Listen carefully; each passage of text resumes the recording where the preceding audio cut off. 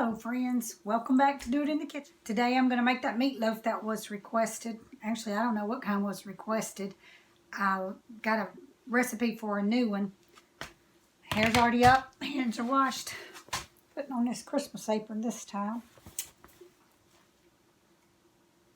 I got it. This is going to be a cheese-filled meatloaf.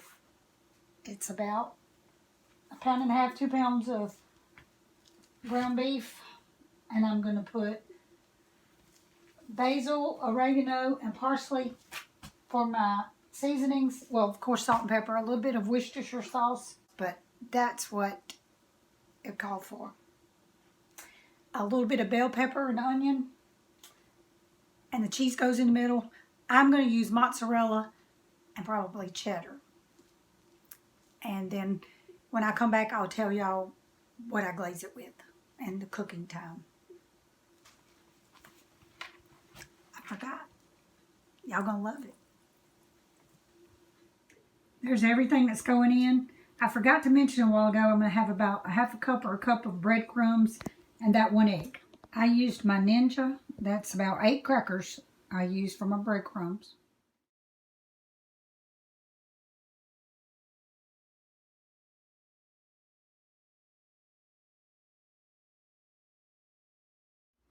I used 1/2 an onion too.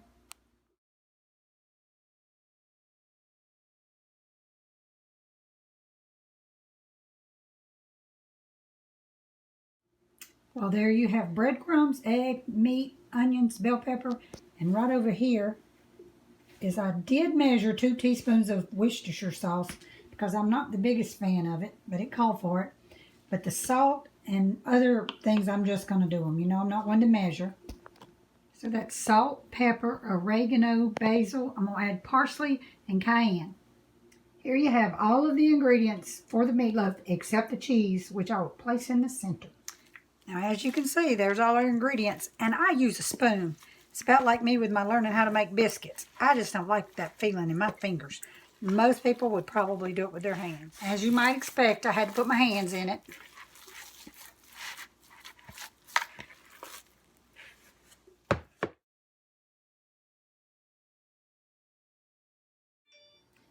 There it is in the pan. I'm going to put the cheese in it, and then put what I'm calling the lid over it.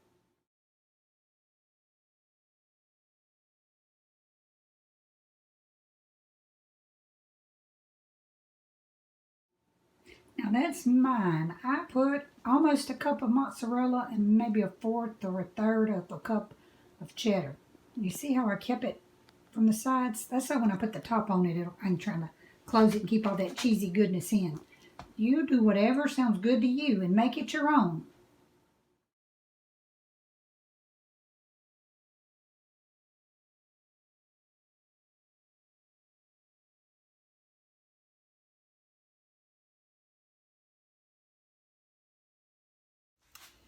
So while I was off, I decided we're going to have some smothered potatoes with this. There's that little bit of garlic I'm going to mix in my sauce to go on top of my meatloaf. I've heated this because I put about this much grease in this pan. And now I'm going to put these potatoes. I'm going to put a lid on them.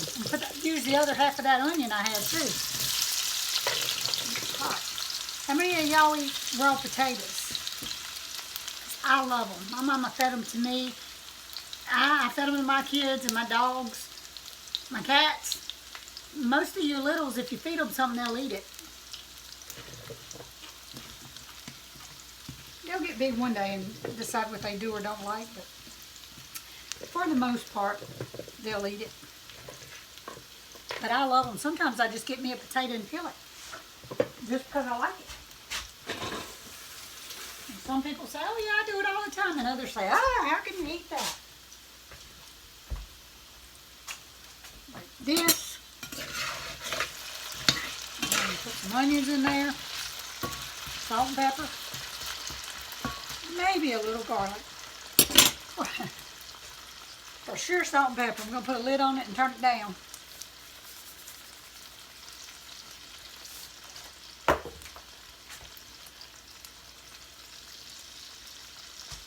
The thing about these, when I cook them, I put a lot of pepper on them. Some people don't. You do what you like. I'm going to put this onion. I may even put some more. That's after I put the cheese in. I'm about to make up this glaze and put on it. For this glaze, I got the 2 cloves of pressed garlic. I'm going to put a cup of ketchup. A half a cup of brown sugar, I'm sorry. A teaspoon of Worcestershire sauce.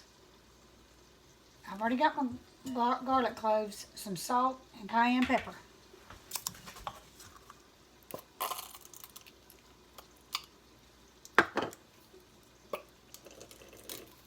I could have just guessed this. Here we have ketchup, brown sugar, Worcestershire sauce, 2 cloves of pressed garlic, some salt, and some cayenne. Aren't those looking good? Can you hear them sizzling?